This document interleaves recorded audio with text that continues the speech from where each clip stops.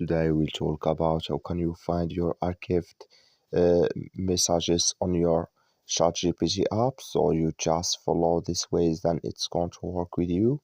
So all you have to do in first, you just go here, you go above this sign, click on it. So when you just click on it, it's going to show for you a list like this here. So then all you have to do next, just click here on your name down here. So then you come to next step here, it's going to show for you like this. So then all you have to do, you just go down, you click here on archived shots, you just click on it here. When you just click on it, automatically it's going to take you to this list.